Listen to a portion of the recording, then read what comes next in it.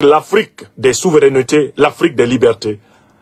plus que jamais déterminée à atteindre le quadruple objectif de notre programme.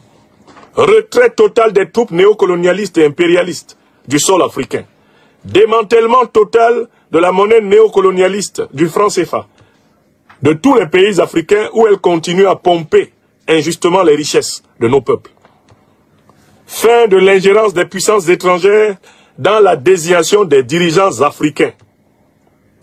et émergence d'institutions africaines non pas inspirées de la propagande de la démocratie et des droits de l'homme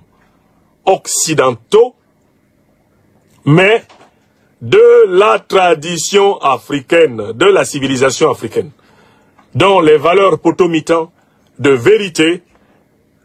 de justice et de solidarité suffisent bien à inspirer des institutions africaines. L'état de droit sera africain. Et ce n'est pas le concept de démocratie qui sera l'horizon de la politique africaine, mais le concept de la mahatocratie, de la kémétocratie, de l'afrocratie. Car nous avons, dans notre propre histoire africaine, un gisement de valeurs, de pratiques de civilisation, de pratiques institutionnelles, sociales, économiques, traditionnelles, politiques.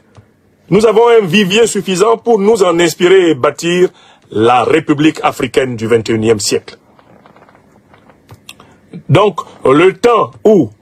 le chantage à la démocratie et aux droits de l'homme était utilisé par des puissances notoirement antidémocratiques et hautement criminelles pour, soi-disant, donner des leçons aux Africains, ce temps est passé. Il est passé le temps où, à partir d'une théorie des droits de l'homme qui n'a jamais servi de base pour condamner les puissances négrières dans un tribunal, une théorie des droits de l'homme qui n'a jamais servi de base pour condamner les crimes de guerre, les crimes contre l'humanité des puissances coloniales, sur la base d'une théorie des droits de l'homme qui n'a jamais permis de condamner les déportations, les exterminations, les discriminations massives